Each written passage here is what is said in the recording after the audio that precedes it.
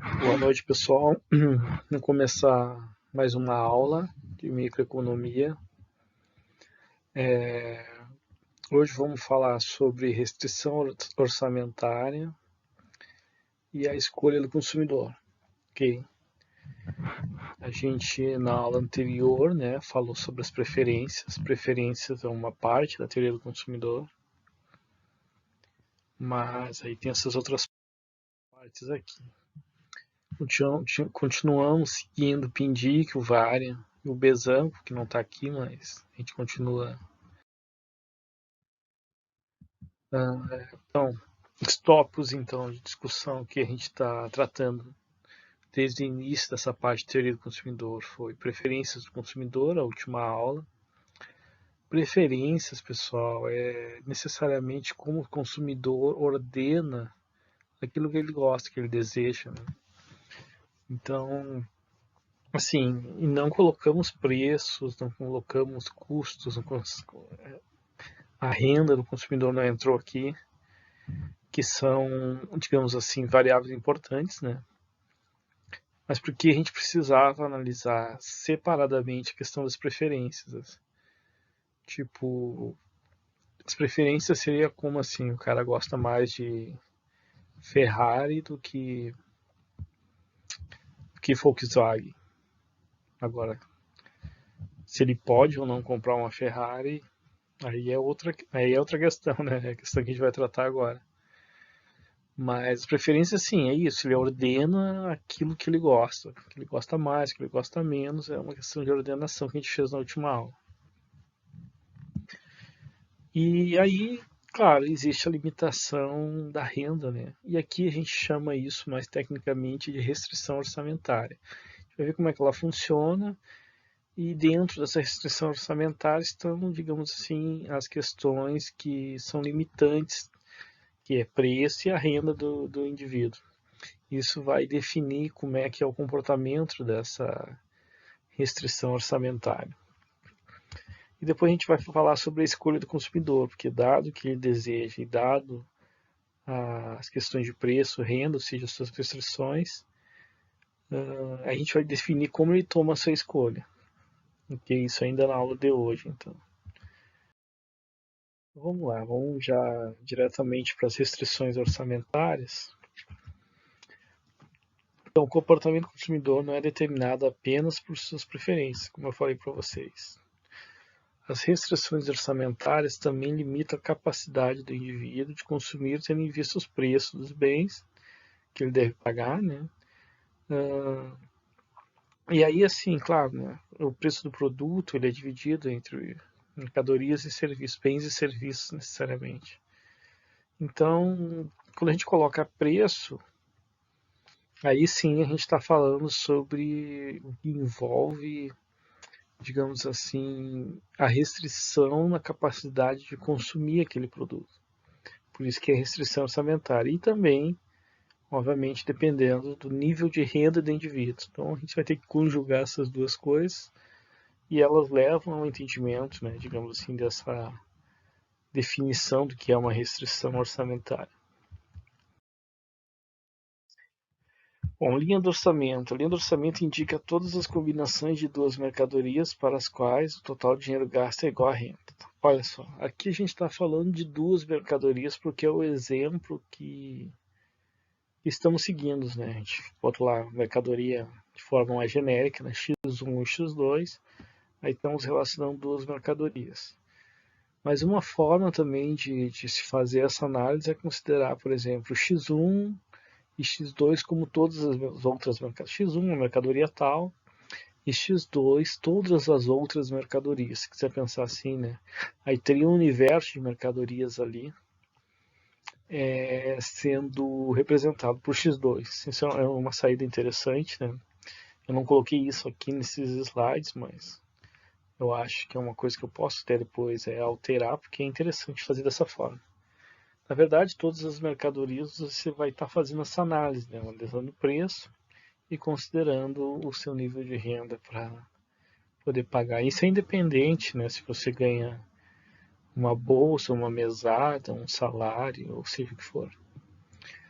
Dentro desse nível de renda, você vai analisar a sua tomada de decisão do que você compra ou não, dado o preço dos bens. Então isso aqui é um objeto de análise muito real também, né? Ou seja, a restrição orçamentária ela existe na prática, né? Mas vamos então simplificar ela para nosso entendimento teórico. Então, seja x1 a quantidade adquirida de alimento. Então veja bem, vamos supor que x1 é alimento e x2 é o outro bem, o vestuário. Então temos aí P1, que é o preço do alimento, e X2, que é o preço do vestuário. Então P1 vezes X1 é a quantidade total que a gente gasta com alimento, P2 vezes X2 é a quantidade total que a gente gasta com vestuário. Claro, para ter X1 você vai pagar P1, e cada vez que você aumentar essa quantidade de X1, você vai ter que multiplicar pela quantidade de P1. Tá ok. Aí vai ser o teu montante, né, de consumo desse bem e quanto você paga por ele. X2 é a mesma coisa, ele fica representado P2x2. Então, se eu somar esses dois montantes, vamos supor que isso aí representa tudo que eu gasto o nível de renda, então aí eu vou ter essa representação aqui, ó. P1 mais X1 é o quanto que eu gasto com X1, P2 vezes X2 é o quanto eu gasto com B2. Somando os dois, tem que ser igual ao nível de renda, que a gente vai chamar aqui de R. Que R, então, é o total da renda do indivíduo. Então, o total dos gastos, que fica no lado P1x1 mais P2x2, tem que ser necessariamente igual ao nível de renda, né, que é representado por R. Então, está tranquilo. E esta aí é a nossa restrição orçamentária. Pode-se ver que ela é linear, né, em x1, x2. Então, ela representa uma linha, uma reta, né? Por isso que se chama de linha orçamentária ou reta orçamentária. Tá ok, qualquer literatura que vocês pegar aqui representada dessa forma é a mesma coisa. Então vamos colocar aqui de uma forma mais simplificada ainda, mas avançando em alguns pontos para a gente poder entender melhor. Então tá ali, x1 alimento, x2 vestuário, o preço de cada um. Só que aqui a gente está colocando um valor. Por exemplo, o preço do bem 1, do x1, né, é igual a R$1 e o preço do bem 2, x2, é igual a R$2. Então cada unidade de alimento é R$1, cada unidade de vestuário é R$2. Bacana. E aqui a gente vai colocar umas cestas também, muito parecido com o que a gente fez lá em preferência. Vamos ter a cesta A, cesta de bens, né? A, B, D, E e G. E a combinação dessa cesta é o quanto que eu consumo de alimento e vestuário. Por exemplo, na cesta A eu consumo 0 de alimento e 40 unidades de vestuário. Como o vestuário é R$2 cada um, 2 vezes 40 dá R$80, né? Então, R$80 é o nível de renda que é gasto totalmente nessa cesta A com alimentos. A cesta B, então, eu gasto 20 em alimento, que vai dar R$20, e 30 unidades eu consumo de vestuário, que vezes R$2 vai dar R$60. R$20 mais R$60 também vai dar R$80. Ok? Então, a cesta B é o consumo de R$80 em alimento e vestuário. No caso, 20 unidades de alimento e 30 de vestuário. A letra D é 40, que vai dar R$40 de alimento, e 20 de vestuário, que dá R$40 também, porque é R$2 de vestuário. Somando os dois dá R$80, e assim por diante. Todas as combinações aqui vão dar isso. Vamos seguir, né? A letra E, R$60 em alimento, e 10 unidades de vestuário, que dá R$20 em vestuário. Dá R$80. E a G, eu não compro nada de vestuário, 0, né? E gasto tudo em alimento, que é 80 unidades, que dá R$80. Então veja bem, todas essas combinações que elas têm em comum, ou melhor, todas essas cestas, né? Que elas têm em comum é que eu consumo todas elas com R$80. R$80 é o valor de todas essas cestas aí. Então, ou seja, ela tem o mesmo valor. Digamos que a renda de indivíduo seja R$80, qualquer uma dessas cestas representa o consumo total de R$80, que é a ideia que a gente estava passando, né? Então, vamos colocar agora essas cestas no gráfico. Podemos ver que elas ficam aqui, ó, A, B, D, E e G, sendo A consumo total lá em vestuário, 40 unidades, e G o consumo total em roupas, que dá, não, em alimentos, desculpa, que dá 80 unidades. E as outras combinações B, D e E são intermediárias, né? Eu consumo um pouco de cada ali. Desde que no final a renda seja gasta totalmente, os R$ 80. Ok, então vamos colocar aqui a reta orçamentária. Está aí ela, né? É uma reta, como eu falei para vocês, e representa então todas as possibilidades de gasto da renda, que nesse caso é R$ 80, com vestuário e alimento. Tem, claro, os 5 pontos ali que a gente viu, A, B, D, I, E, G, mas qualquer outro ponto que esteja em cima dessa linha também vai representar uma combinação entre vestuário e alimento, na qual é o gasto total de R$ 80, beleza? Então tá aí a reta orçamentária, ou linha do orçamento. Vejam que ela pode ser também expressa através de uma função x1 mais 2x2 igual a 80. Se você pegar o preço do bem 1, x1 é 1, o preço do bem 2 é 2, e substituir na equação, fica aí, x1 mais 2x2 igual a 80. Essa então representa, né, essa reta linear aí.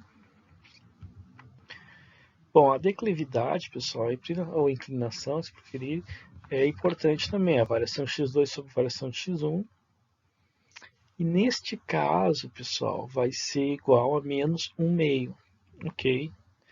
E mais do que isso, a inclinação é igual em todos os pontos aí, porque é uma reta, né? Ela é uma função linear, então a declividade é constante, é uma só. No caso aí 0,5, menos 0,5, ou se preferir, menos 1/2, como está ali, tanto faz. Né?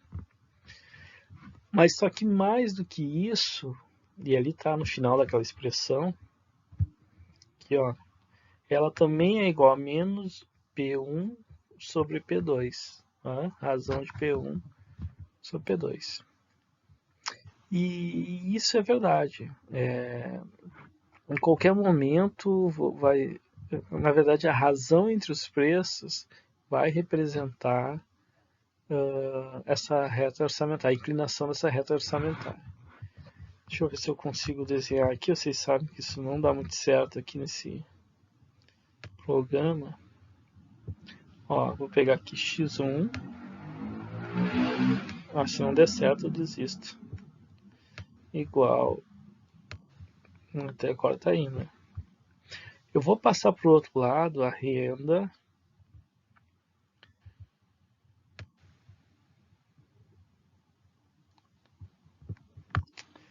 Não, acho que fiz errado ainda. Isolar x2. Tem que isolar x2. O que eu estou fazendo aqui? Costumo fazer isso em sala de aula, né? Claro que deve ter algum programa que eu possa escrever com uma. Tem que ver isso. Bom, a gente tem aqui, ó. O que eu estou fazendo aqui? Então tem que fazer a coisa completa. P1 x1. Meu Deus. Mais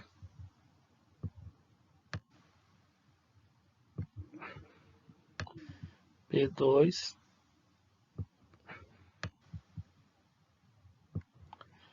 x2. O que é isso que eu estou fazendo? É restrição orçamentária, né?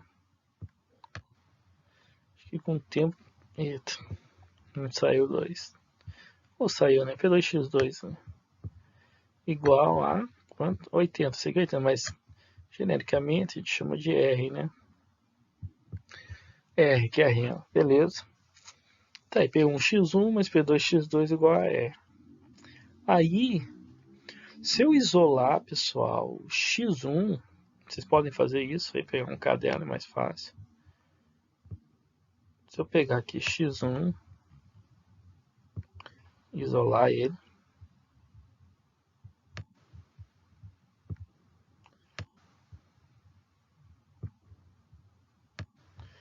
Vai ser igual.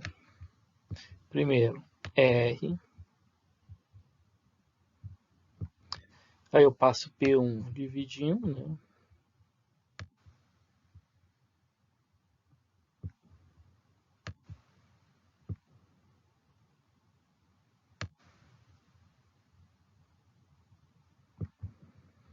Então fica R sobre P1, tá? Menos quem? Aí por que menos, né? Porque eu estou passando P2x2 para o outro lado. Ele está positivo, ele vai negativo. Então vai ficar P2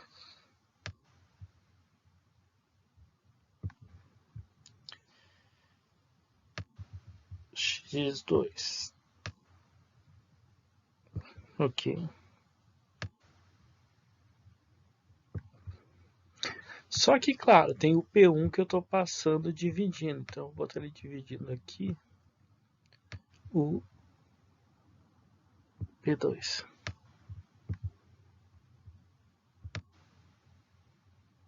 Tá aí. P2 sobre P1. E aí? Na verdade, já dá para notar que R sobre P1 é o coeficiente constante. Porque R é constante, P1 é constante. É aquele nosso sozinho, né? Coeficiente constante. X2 está aqui, então está aqui o nosso coeficiente angular. Aonde? Aqui, ó. Menos P2 sobre P1, né? Eita. Ali é P1 sobre P2, era o X2 mesmo que eu tinha que isolar. Fiz de ponta cabeça, né? P2 sobre P1. Tá. Então, na verdade, era o P2 que eu tinha que isolar. Eita, coisa legal. Então, vamos lá. Agora para X2.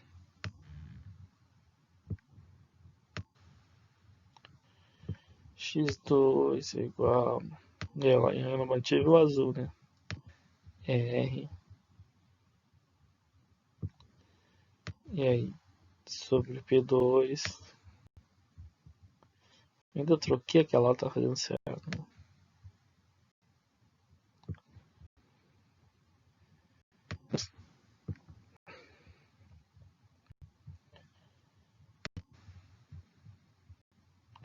P1. Pelo menos eu tô pegando a manha, né?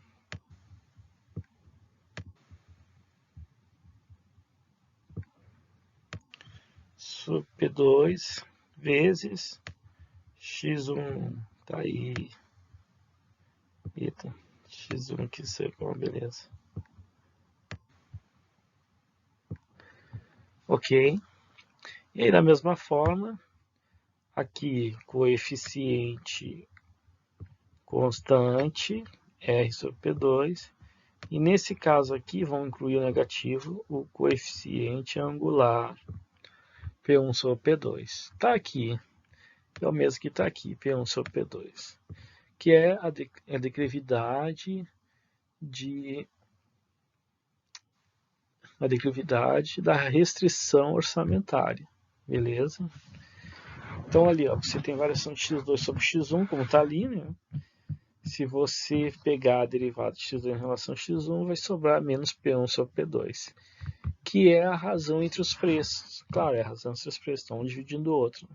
Então, a inclinação da restrição orçamentária é a razão entre os preços. Isso aí é muito importante para nós, a nossa análise. Ok? E isso, como eu falei para vocês, em todos os pontos. A, B, D, E, G. Todos esses pontos aí vão apresentar a mesma inclinação, que é a razão entre os preços menos P1 sobre P2, como a gente está vendo. Legal? Bacana? Então tá aqui a demonstração disso de uma forma diferente.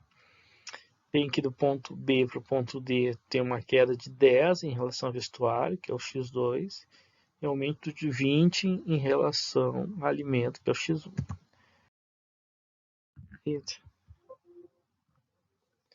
Ok. Então, continuando aqui, a linha orçamentária, à medida que a cesta consumida se move ao longo da linha do orçamento, a partir do intercept, o consumidor gasta menos com uma mercadoria e mais com a outra. A inclinação da linha mede o custo relativo do vestuário e alimentação. Claro, o custo médio, né? A razão entre os preços é o custo relativo, digamos assim, um em relação ao outro. Né? A inclinação é igual à razão entre os preços das mercadorias com sinal negativo. Tá, tranquilo. Foi o que a gente viu até aqui.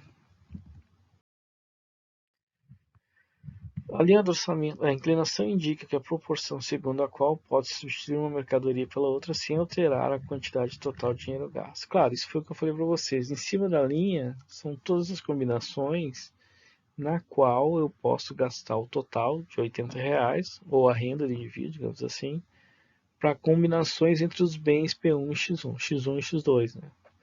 Então, todas as combinações possíveis na qual eu gasto o total da renda estão acima da linha do orçamento.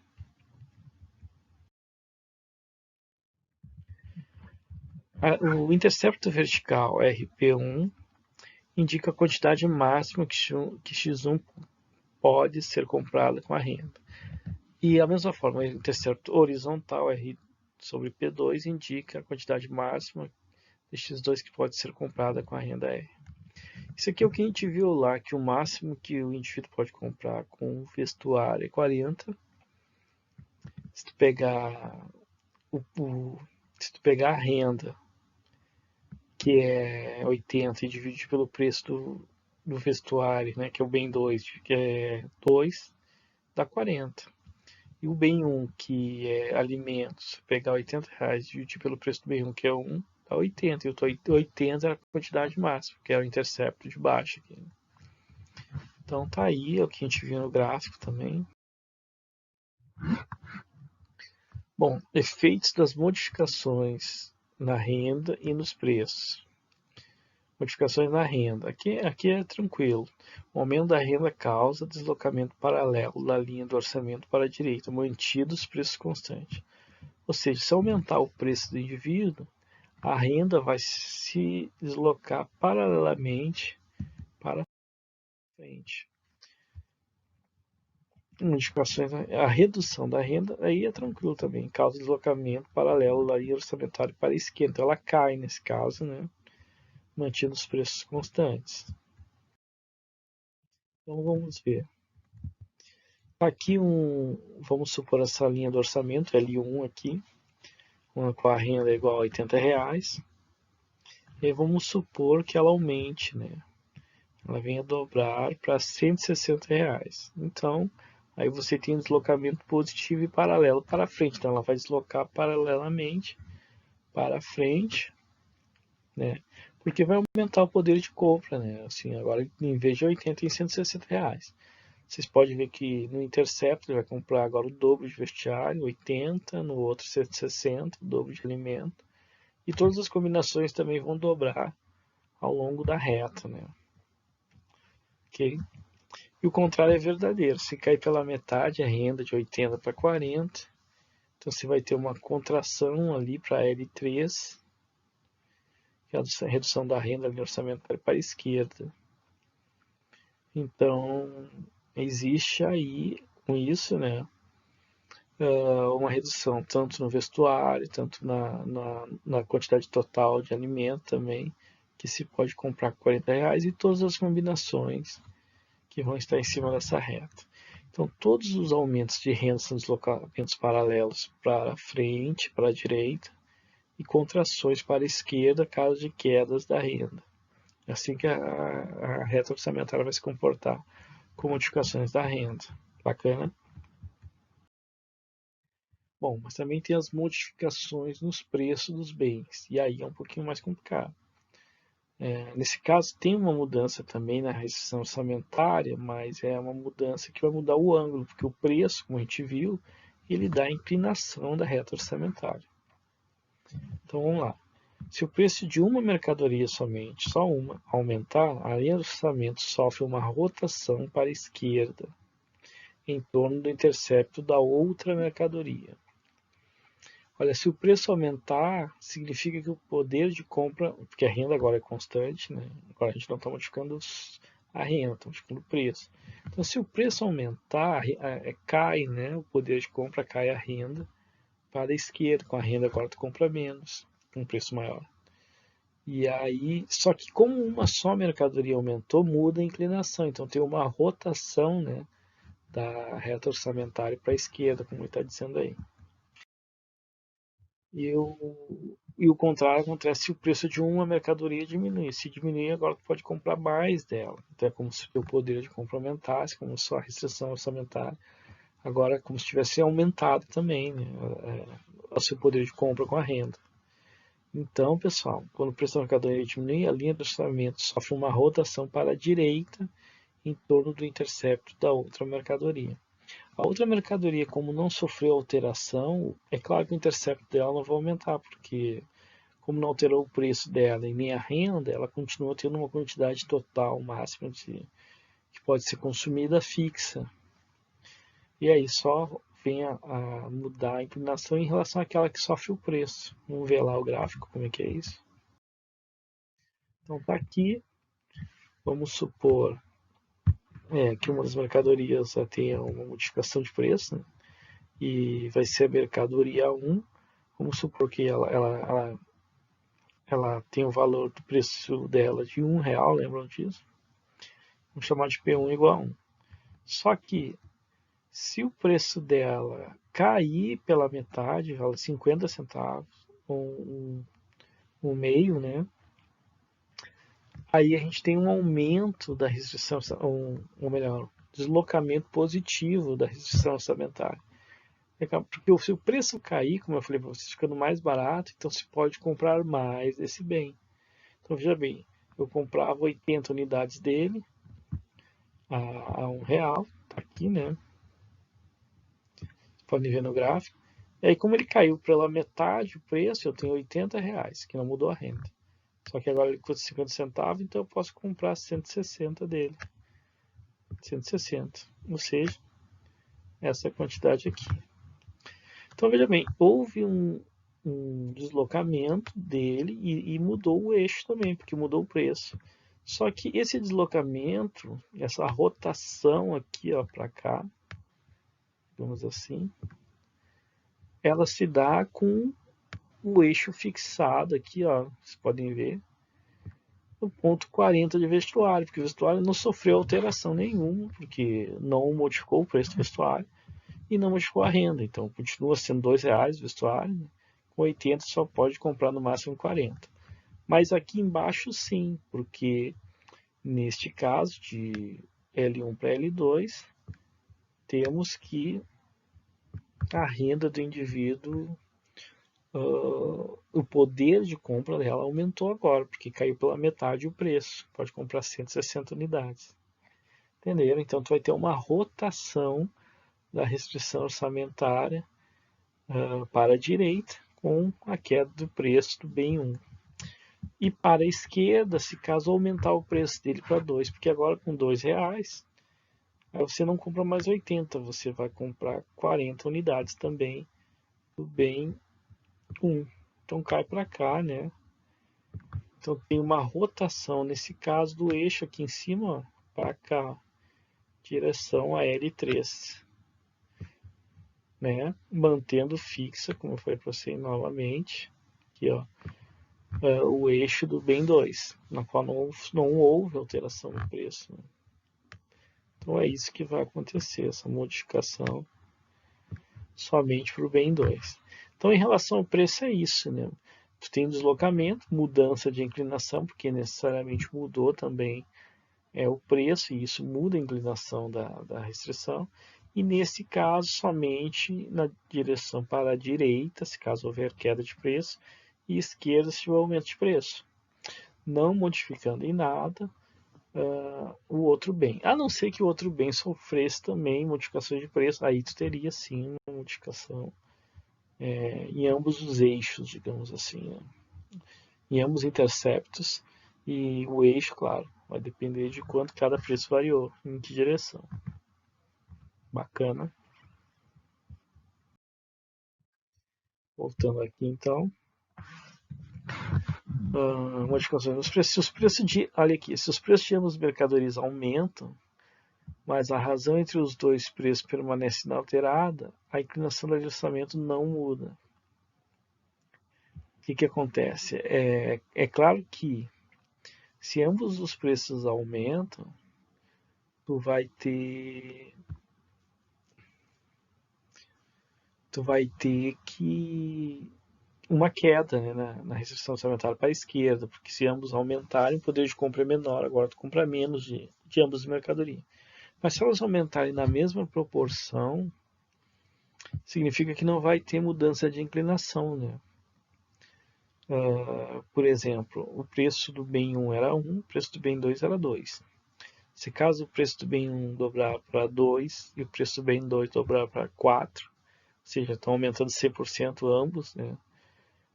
1 dividido por 2 é igual a 2 dividido por 4, né? 0,5. Então a inclinação não muda. Mas claro, um preço maior você vai ter um achatamento, né? Uma redução da restrição orçamentária, porque agora se compra menos, né? Com esse preço. Então essa é a ideia.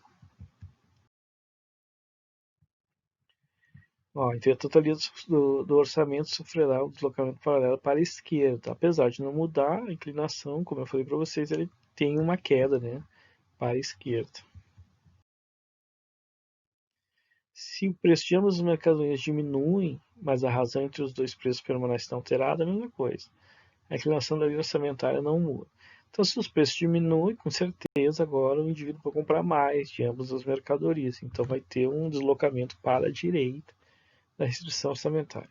Mas como está dizendo que é na mesma proporção essa queda, então digamos assim, que o preço da mercadoria 1, que era R$1, caiu para 50 centavos, e da 2, que era R$2, caiu para R$1, a razão entre eles continua a mesma, que é 0,5 dividido por 1, que é 0,5, né? Então, não muda a inclinação também. Mas aí sim, né, a restrição orçamentária vai para a direita.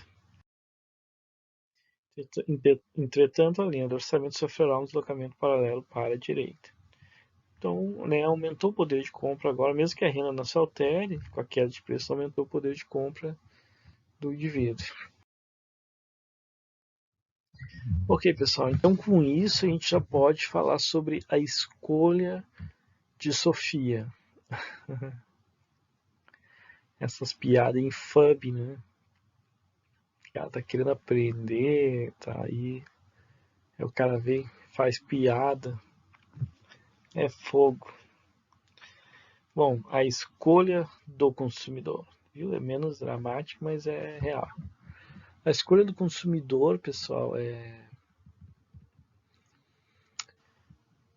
ela vai depender das duas coisas que a gente viu até aqui. Tanto das preferências, que é a forma de ordenação daquilo que se gosta e que se não gosta, e tanto a restrição orçamentária, que é se eu posso ou não comprar os bens, né, dado o nível de renda, que é o que a gente acabou de ver.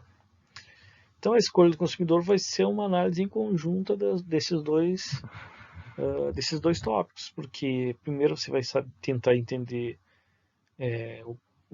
você vai ver o que você gosta, o que você não gosta, e depois ver se dentro das suas possibilidades e o preço dos bens você consegue ou não obter estes bens. Então a escolha do consumidor vai estar levando em consideração as duas coisas, as preferências e as restrições.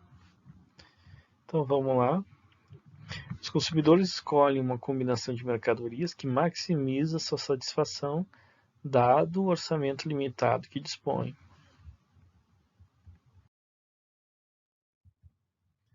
A cesta de mercadoria ótima deve satisfazer duas condições. Então, vamos lá.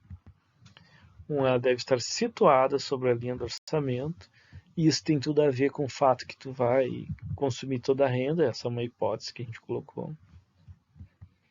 Ela deve fornecer ao consumidor sua combinação preferida de bens e serviços. É aquilo que a gente viu lá em preferência, que o consumidor vai buscar aquilo que ele mais deseja. Então ele vai aumentar sua satisfação, atingindo curvas de indiferença maiores. Essa é a ideia.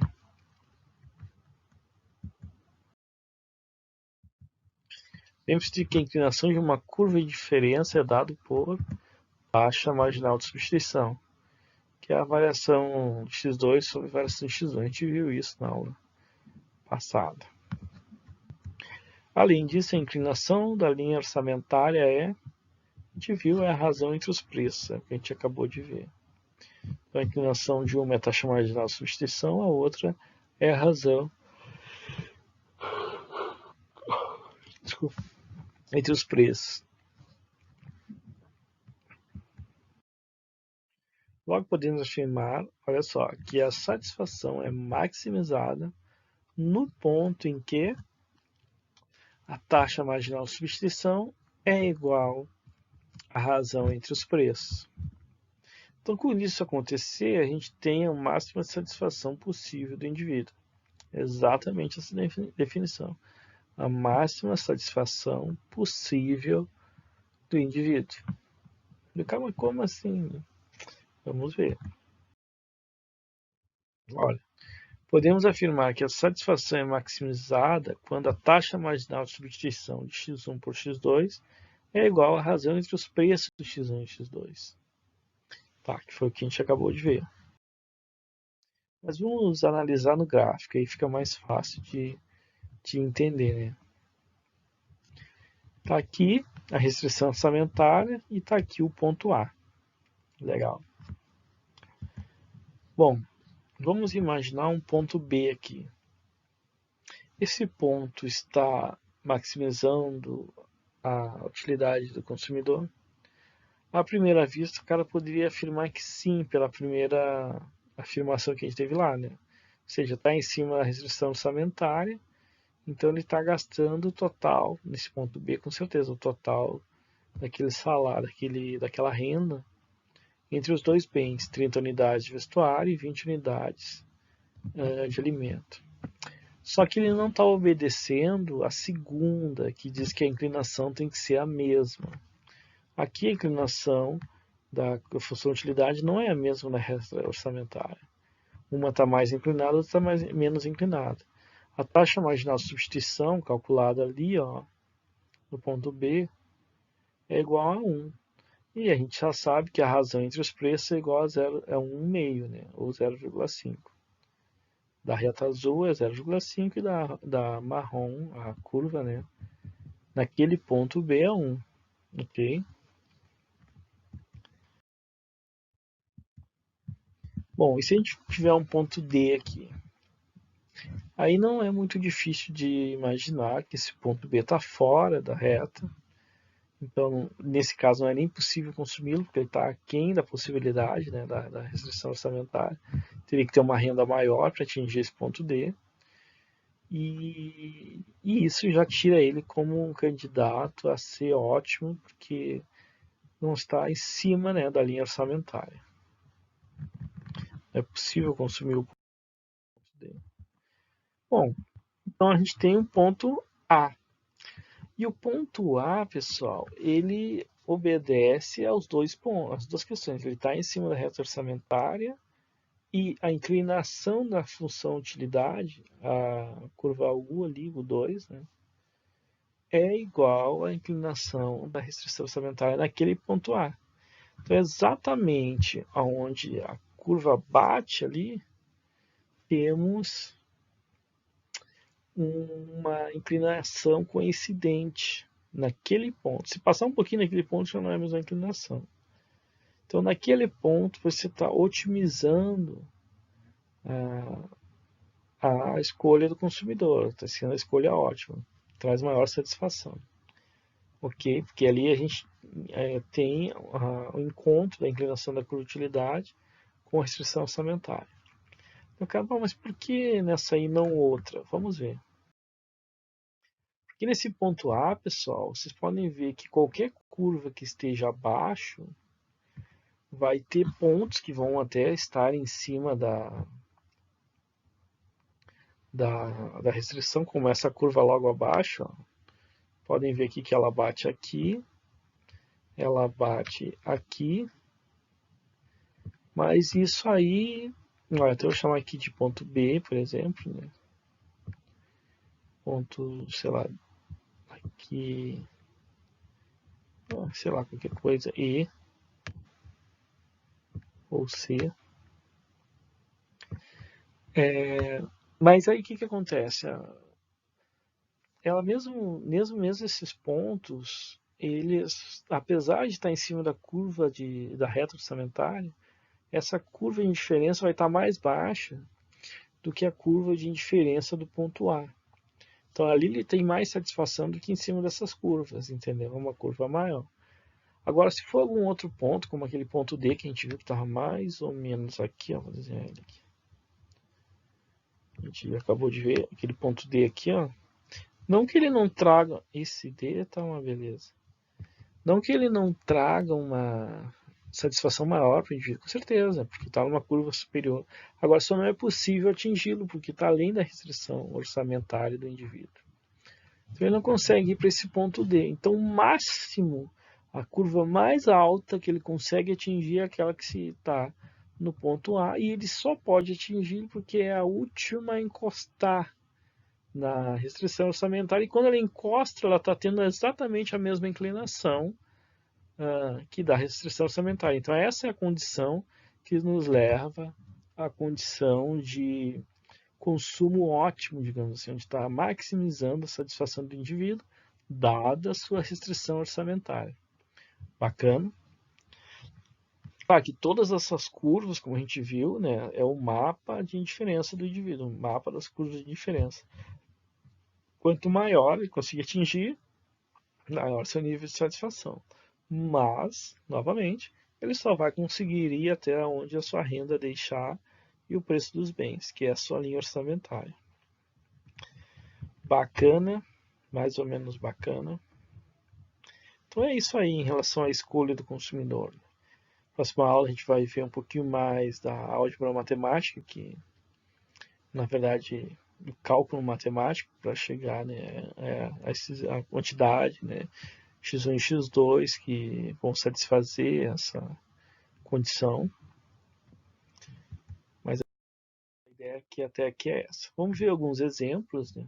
Na aula que vem, como eu falei para você, a gente vai tratar melhor essa questão do. Aqui a gente só está vendo graficamente como acontece. Na aula que vem a gente vai se aprofundar um pouquinho mais, né, nessa ideia da otimização e aí vai usar cálculo. Então aqui, por exemplo, projetando um carro novo, um novo automóvel. Supõe a existência de dois grupos de consumidores, ambos dispostos a gastar $10.000 para melhorar o estilo e desempenho dos automóveis. Então vamos lá. Os grupos têm preferências diferentes, distintas. Aqui. Se um fabricante de automóveis for capaz de encontrar o ponto de tangência entre a curva de indiferença de determinado grupo e sua restrição orçamentária, ele poderá elaborar um plano de produção e marketing adequado. Então, por exemplo, quantas pessoas estão dispostas a pagar por estilo e quantas pessoas estão dispostas a pagar pelo desempenho, pelo motor do automóvel, melhor. Então, tu tem dois grupos segundo essa pesquisa, né? E essa aqui é a restrição orçamentária, você pode gastar até $10.000. Né? Aí tem um grupo que tem esse comportamento em suas preferências. Gastaria $7.000 mais em desempenho do que em estilo. Só pagaria $3.000 em relação à questão do estilo. E também tem outro grupo que, ao contrário, pagaria mais por estilo e não nem tanto por um motor tão bom, assim, pagaria menos pelo desempenho do automóvel. Então, dependendo de quanto é a quantidade desses dois grupos, essa empresa pode definir, então, lá suas leques de opções, né, de automóveis que ela vai colocar no mercado. Bacana? Então, vejam que essa questão de entender o comportamento do consumidor é uma questão crucial para o produtor, né? Ele é fundamental para ele entender as preferências do seu consumidor. Então, pesquisa de opinião é uma coisa fundamental. e os preços relativos, quanto as pessoas estão dispostas a pagar por determinado bem. Então aí é entender mesmo a restrição orçamentária e com isso errar menos, né, na hora de definir um produto que vai colocar no mercado. Então assim, a escolha a gente tem a solução de canto ainda. O que é a solução de canto? É quando o cara encontra uma solução cantando no chuveiro, né? É terrível, né? O cara não consegue se controlar. Lá vem piada de novo. O cara quebrando a cabeça aí pra entender o negócio, uma piada dessa. Solução de canto, pessoal, é o seguinte: quando o consumidor opta por uma solução extrema, comprando inclusive apenas uma mercadoria. Porque o que acontece assim? Às vezes não é possível ter uma solução que é uma combinação entre os bens. Às vezes, a única solução possível é o intercepto, como a gente viu em algum dos eixos, né, de uma das mercadorias. Eu compro só uma mercadoria ou eu compro só a outra mercadoria. Quando isso acontece, pode acontecer, depende de como é que é o comportamento das curvas de indiferença do gosto do consumidor. Pode ser que ele compre só uma mercadoria e seja uma escolha ótima para ele. Essa é a ideia. Então isso ocorre quando as curvas de diferença são tangentes ao eixo horizontal ou vertical, como eu falei para vocês. E nesse caso, a taxa marginal de substituição não é igual a razão desses preços na cesta escolhida. Porque você vai ter ali um ponto em que há uma indefinição, digamos assim, né? A gente vai ver agora por que disso. Vamos lá. Aqui está um gráfico, né? E aqui tá as funções de utilidades. Olha só, claro que quanto maior a função utilidade que o indivíduo conseguir atingir, como a gente viu, maior é a satisfação dele. E neste caso, isso vai acontecer somente no ponto B. Estão vendo? Então aqui entre iogurte congelado e sorvete, o indivíduo satisfaz mais a sua satisfação, digamos assim, máxima, né? Consumindo, dada essa restrição orçamentária também, no ponto B, ali que vai se encontrar as curvas. Além disso, ele não consegue comprar e aquém disso ele não quer. Vamos ver? Vamos imaginar essa curva de utilidade, o zero aqui. Ele até pode comprar ela. E veja o ponto B, desculpa, o ponto C, que é uma combinação entre iogurte e sorvetes. Mas é uma combinação que não é tão boa para ele, porque, como eu falei para vocês, avançando nas curvas de preferência, ele vai ter uma utilidade maior, ele vai ter uma preferência maior. Então, nessas curvas superiores, que é a curva U1, U2, U3. O 2 e o 3 ele não consegue por causa dessa restrição. Mas a U1 ele consegue no ponto B, no único ponto, ou seja, só consumindo sorvete. Consumindo toda a sua restrição em sorvete em vez de iogurte. Legal? Então, uma combinação não é tão boa quanto só a escolha. E nesse caso, a gente chama de solução de canto, que fica num dos cantos, né, digamos assim, do quadrante. Legal? Bacana. Agora, se mudar os preços relativos, muda a inclinação. E aí, talvez, aí sim uma combinação pode ficar mais interessante. O que aconteceu aqui? Ó? Então, eu não posso voltar nem o... Vou estar filmando, não posso voltar nem o efeito, mas tudo bem. Anteriormente batia no ponto B e houve uma modificação. Como os dois eixos modificaram, isso é bom exemplo, né? Isso fez há pouco tempo, inclusive, esse efeito. Um bom exemplo de como os dois eixos podem modificar. Caiu do ponto B para aquém do ponto B e subiu em relação ao iogurte ponto A. O que significa que ficou mais barato, ficou mais caro, né, o sorvete, mas ficou mais barato o iogurte. De tal forma que uma nova combinação agora pode levar, uma combinação mesmo entre os bens pode levar ao ponto D aqui, na qual ele consome sim agora um pouquinho de iogurte, né? e menos sorvete, e aí está maximizando sua utilidade, voltou a maximizar numa combinação. Mas vejam que isso foi fruto de uma alteração dos preços, né? Que levou ela a essa modificação. Na combinação que tinha antes, dado o formato dessa curva de utilidade, ele só conseguia numa solução de canto no B. Agora ele está numa solução normal, que não é uma solução de canto, que é o ponto D, dado essa modificação de preço. Foi um ótimo exercício para nós. Bom, mas vamos supor outra modificação. Ó, presta atenção que não vai voltar, né? Que ele cai o valor do preço do bem de 1 e aumente do iogurte. Só que agora de tal forma que volte uma solução de canto. Agora, inclusive, caiu o preço do sorvete, aumentou do iogurte, tudo bem, mas a nova inclinação vai bater novamente numa solução que é de canto, que é agora de U2, né? Ou seja, que é o ponto E aqui, que é uma nova solução de canto. Ele consome só sorvete, mais do sorvete, né? Ficou mais barato, provavelmente, por causa dessa mudança de inclinação, então, e do eixo também, né? Ou melhor, do ponto onde ele batia no eixo do sorvete. Então isso com certeza, não é nem provavelmente, com certeza o preço do sorvete caiu.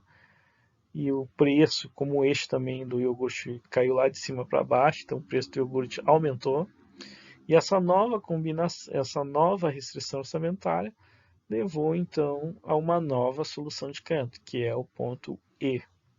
Legal? Bem bacana esse quadrinho aqui.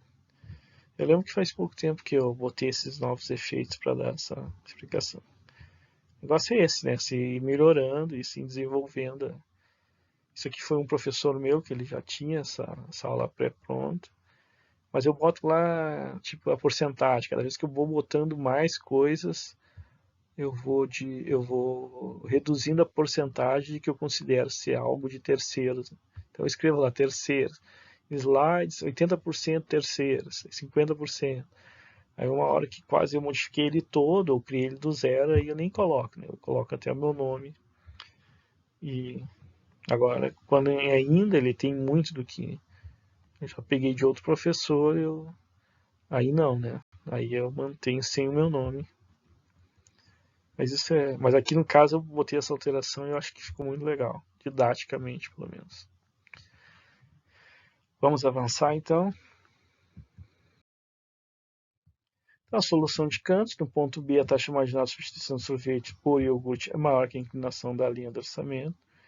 Isso significa que o consumidor estaria disposto a abrir mão de mais iogurte em troca de um pouco de sorvete, se possível. Mas não é mais iogurte que possa ser trocado por sorvete. Ou seja, na verdade, essa definição não está tão legal, mas a ideia é que ele só consome sorvete. Isso acontece nesse ponto, né? Ou seja, a solução de Canto. Quando ocorre a solução de Canto, a taxa de substituição não se iguala necessariamente às entre os preços. Como a gente viu naquele caso ali, ela foge a essa razão, até porque você está num ponto em que x, naquele caso ali, vamos supor que o gosto seja x2 é zero, né? Então não tem inclinação ali, não podemos dizer que tem inclinação, porque se é P1 sobre P2 e P2 é zero, é uma indefinição, como eu falei para vocês lá atrás, né? Então por isso que a gente é como se fosse uma indefinição. Então ele é igual ou maior que esse valor, porque quanto menor o preço de iogurte, maior, mas esse maior vai para o infinito, então é um maior, indefinido. Eu prefiro uma indefinição, mas eu vejo que muitos livros colocam dessa forma, né, que é igual ou maior. Como eu sou da tradição da economia matemática, eu acho que a matemática está dando uma informação que é o seguinte, que há uma indefinição ali, então botar que é o maior, é verdade, o infinito é muito maior, mas é uma indefinição. Mas tudo bem. Então a taxa marginal de substituição é maior ou igual à razão do preço do sorvete pelo preço do iogurte.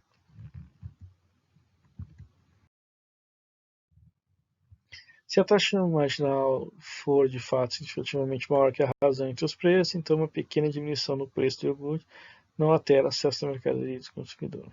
Tá. Vamos para outro exemplo agora.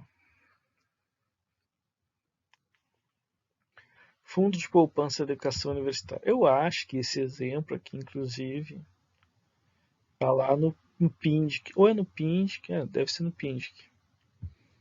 Um exemplo do PINDIC, é tirado do PINDIC esse aqui. Mas vamos lá, como é que é? Suponha que os pais de Sérgio tenham feito uma poupança para custear sua educação universitária. O dinheiro só pode ser gasto com a educação.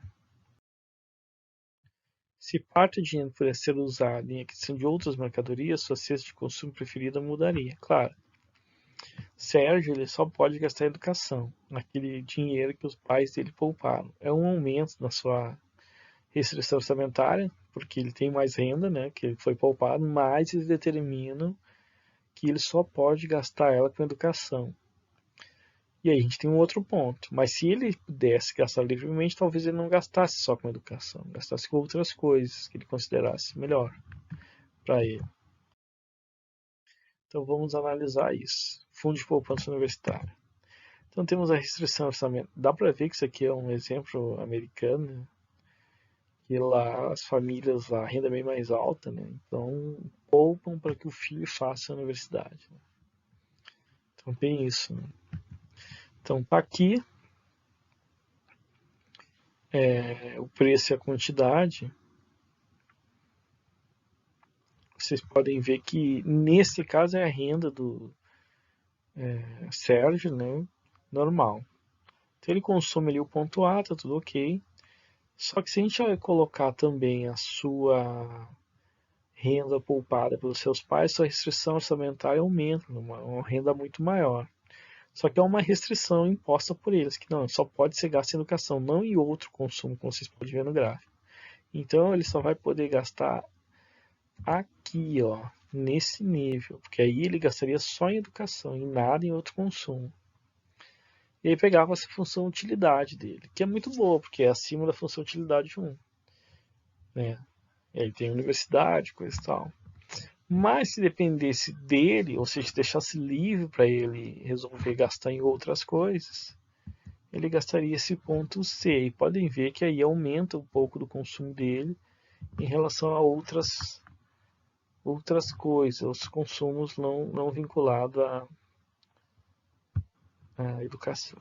Como é que tu vê isso? É só tu olhar aqui onde bate esse ponto em relação a outro consumo. Claro, iria diminuir um pouco em relação ao ponto B, aqui ó, vocês podem ver, em relação ao consumo de educação. Ponto B é mais, claro, tudo em educação, né? Nada em festas. Aí o Sérgio ia ficar meio triste, mas ia ficar alegre, porque afinal de contas o ponto A é bem menor se não tivesse, a família dele não tivesse poupado nada para ele, né? Mas o ponto C pode ser que ele fizesse uma viagem também, né? Conhecesse outros lugares. Isso, de certa forma, não seria ruim, apesar de não estar ligado diretamente com a educação universitária dele. Mas ele daria mais satisfação e talvez não prejudicaria tanto assim essa educação. Então veja que os pais dele dessem um pouco mais de liberdade para ele, em termos de satisfação ele estaria um pouco mais melhor.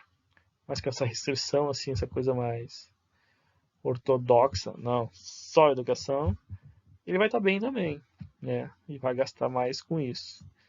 Talvez para longo prazo seja até melhor para ele, né? Talvez sim, talvez não. Quem sabe ponto se ele tivesse aproveitado mais. Em todo caso, é a nossa forma de avaliar essas condições, né? Dentro de uma questão de preferências, dentro de uma questão de restrição orçamentária e como as escolhas podem ser tomadas. No ponto B, foi uma escolha tomada pelos pais dele. Legal? Bacana, mais ou menos bacana. Acho que não tem vídeo, pessoal, para a aula de hoje, mas tudo bem. Tem um resumo aqui do que a gente viu. Pessoas se comportam de modo racional, tentativa de maximizar o grau de satisfação que pode obter por meio da aquisição de combinação particular de bens e serviços. Beleza. A escolha do consumidor depende de dois itens que se relacionam, as preferências do consumidor e a linha orçamentária. Tranquilo. Os consumidores fazem suas escolhas por meio de comparação de cesta de mercadorias ou pacote de mercadoria. A gente viu também isso na tabela. As curvas de indiferenças possuem inclinação para baixo e jamais se interceptam. Isso a gente viu na aula passada. As preferências do consumidor podem ser completamente descritas por um mapa de indiferença. A taxa marginal de substituição de x1 por x2 corresponde à maior quantidade de x2 a qual uma pessoa dispõe renunciar ou possa obter uma unidade x1. Também vimos na aula passada, né, taxa marginal, as linhas de orçamento representam todas as combinações de mercadorias com as quais os consumidores gastariam toda a sua renda. Certo, foi o que a gente viu. Os consumidores maximizam sua satisfação levando em consideração a restrição orçamentária. A teoria da preferência revelada mostra como as escolhas feitas pelos consumidores quando ocorre variação de preço e da renda podem ser utilizadas para determinar suas preferências. Beleza, de certa forma a gente viu isso tudo. Então é isso, pessoal. Eu acho que esse aqui é o último slide. Como está no formato aqui de que está me filmando, eu não vejo assim a ordenação dos slides, mas eu acredito que seja esse. Com isso a gente conclui então essa aula. E até a próxima aula, então. Boa noite a todos. Aí. Fim da aula. Ah, sabia. Agora sim, o fim, né? Agora é o fim.